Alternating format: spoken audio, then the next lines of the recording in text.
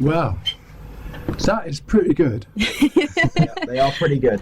They're pretty good. Thank you. Yeah, that was a little snippet of The Lovely. Yeah. Yeah. And if you want to hear the full thing, come and see us at Prncesshay or see us at the show.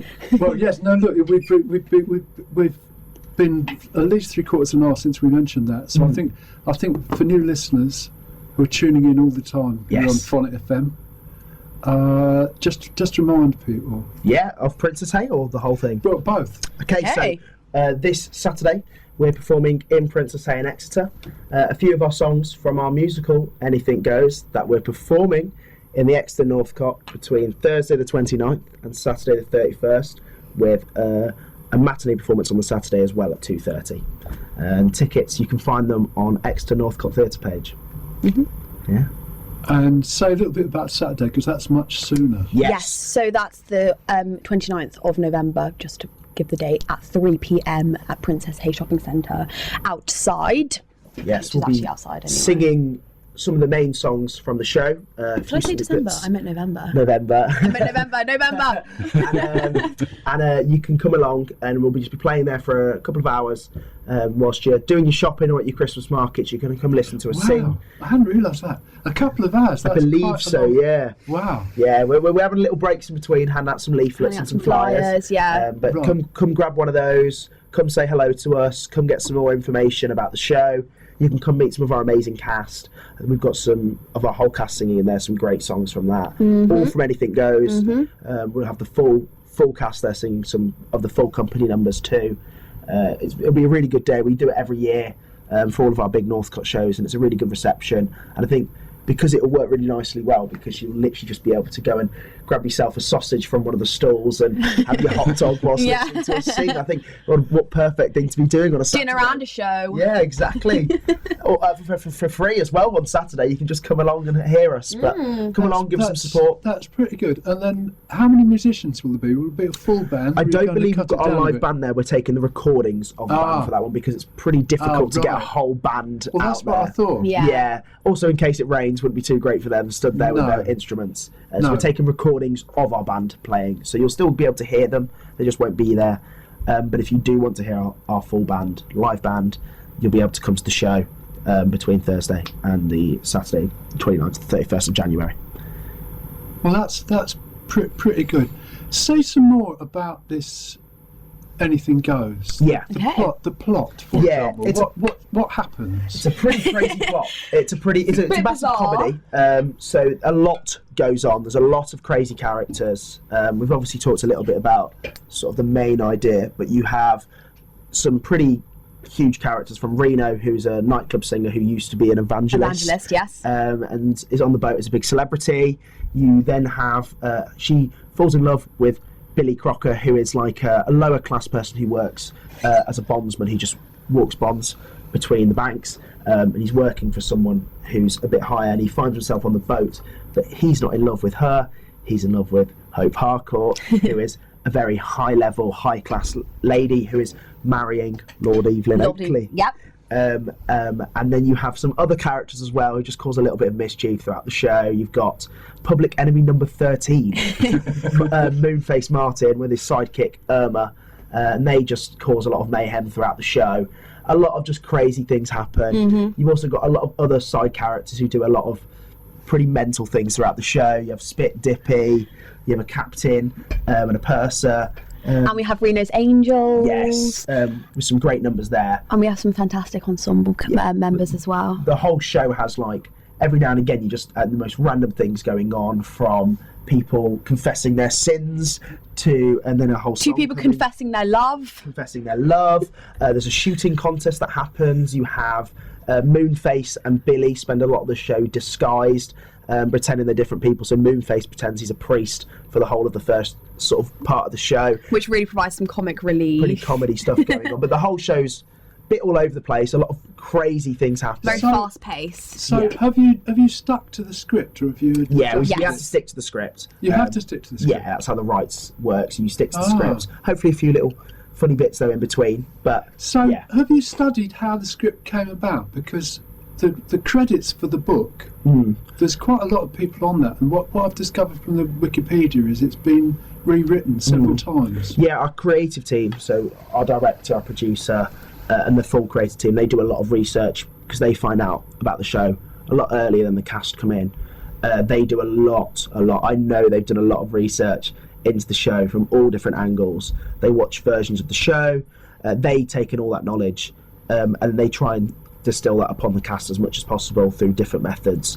We get to do some pretty fun activities to get into character, especially because the show's a big comedy. We've spent a lot of time doing improv, little extracts there, trying to keep the fast-paced comedy style to it, to really match the sort of tone that we're going for in the script. Does the book or the script include background on the characters, or what is there for you to discover? Yeah, there's a little bit, but a lot of that sort of background, we as well want to bring in our own sort of spin on the characters themselves, of what we feel like the character would have. A lot of our sort of our supporting characters who may not have as much of a deeper backstory to them, they've really been able to bring out their own sort of spin to the characters, which has been really fun to watch.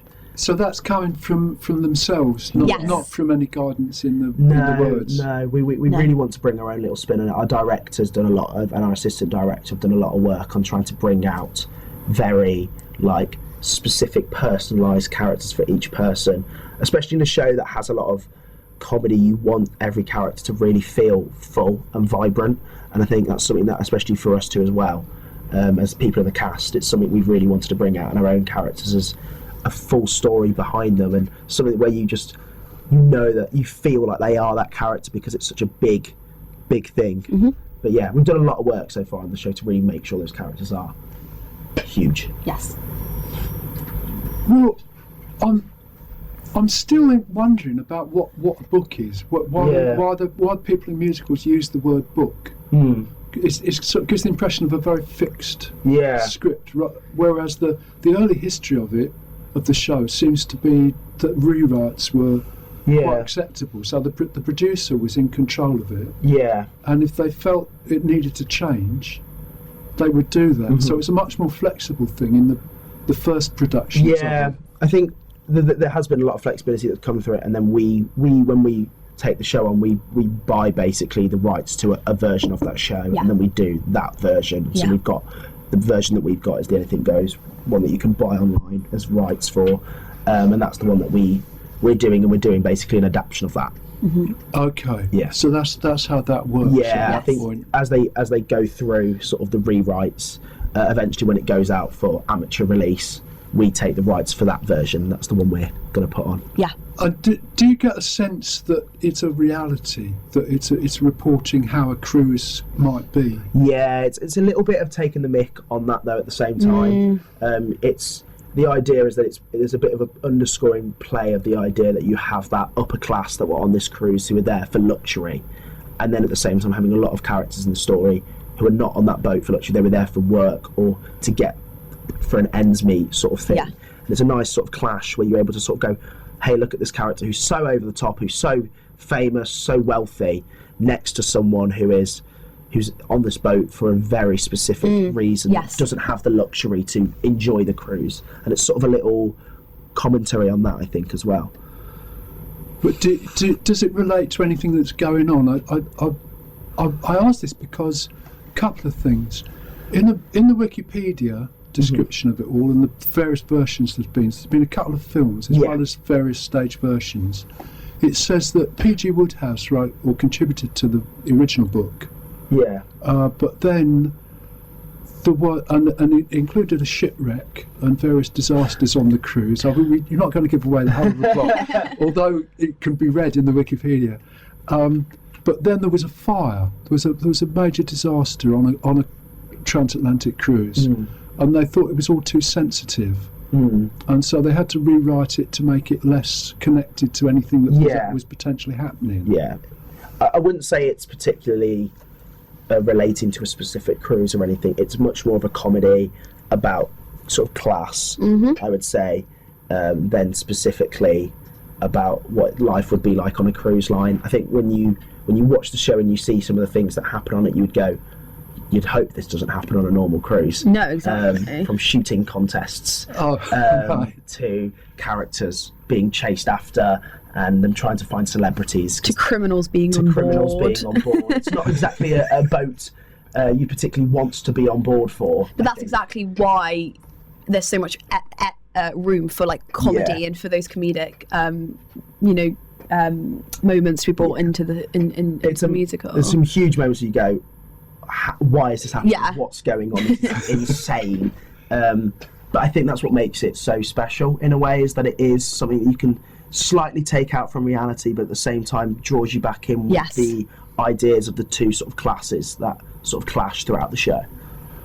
Right, well that is all interesting. The reason I'm pressing you a bit on this is that during the Elevate Festival there was a session about musicals, Right. which is a format of musical based on whatever's going on, sort of documental theatre moving into musicals. Yes. And I thought, well, that's interesting that it started out, because presumably in the 30s transatlantic cruising was in the news. Lots of celebrities Yes, going to and fro. definitely. Lots of newspaper reports about that. Yeah. So it was a musical at the time. Yeah. And then it got too difficult as a news story, and now it's not. It's a sort of fantasy world that's removed from most people's experience. Well, Is that a fair way of describing it now? Probably a little bit. Yeah. Yeah. I think obviously I wouldn't say I knew what the original version was, but with you talking about with the fact it used to be it still is a celebrity cruise liner, but it definitely doesn't have that sort of more deep commentary on it. It's a much more of a, on the surface you sort of get that sort of comedy side with the idea of the class, but you don't get as much musical elements to it anymore. It's much more of a comedy, but you could read into it and see the elements throughout the show of sort of commentary upon it, especially with the fact it still is a celebrity cruise liner. Yes. But the funny thing in our version is no celebrities get on board. That's the sort of the running joke. That's It's like a celebrity cruise liner with no celebrities on it. Yeah. And there's a few jokes throughout the show about, oh no, there is celebrity, I promise, they're just somewhere else, they're just not here right now. and bizarrely enough, they end up celebrating Yes. a literal Criminal. Well, Yeah, don't want to spoil the show too much, but, yeah. but it's more of just a funny Yeah, but sort of show. criminals aren't real celebrities, are they? No, No, well, what that's makes the it quite point. funny. Yeah. Is that in this the example point. they are just wanting any sort of fun and celebrity entertainment. Yeah. that- Because after all, like James mentioned, the wealthy upper class society. All they want is entertainment, and wherever that comes from, whoever that may be from, no matter. And I mean that definitely goes into like sort of more darker, sort of absurd themes, but that entertainment, wherever it may come from, is what they are actually looking for. I mean, it's exactly why they're there in the first It's place. slightly absurdist that because they don't get the celebrities initially, that you get into this situation in which criminals become the new fame, and that in a way is quite funny for the audience, that you're going, sorry, Hang on. why is this person now a celebrity? he's not a nice person. But I think that's kind of what makes it quite funny in a way for the show, and it's an absurdist sort of thing at times. You're going, what the hell is going on? How have we got in this situation? But you spend a lot of the show laughing, and then I think a few times of reflection of like, oh, I understand why we're here, and that's a sort of good story to be talking about. But yeah, no, that all makes sense. yeah, And the musicals is still developing, yeah, so we'll see where that goes. Yeah. But I'm just keep coming back to it and sort of observing that a lot of plays or musicals, they do start as true stories, and then they get developed in different ways. Yeah. Well, I'm going to go back. This CD player, it closes itself down if I don't use it often enough. So that's what happened the last time. it's all right. That's okay. But I'm going to play this, which I think is going to be Tony Bennett. Brilliant.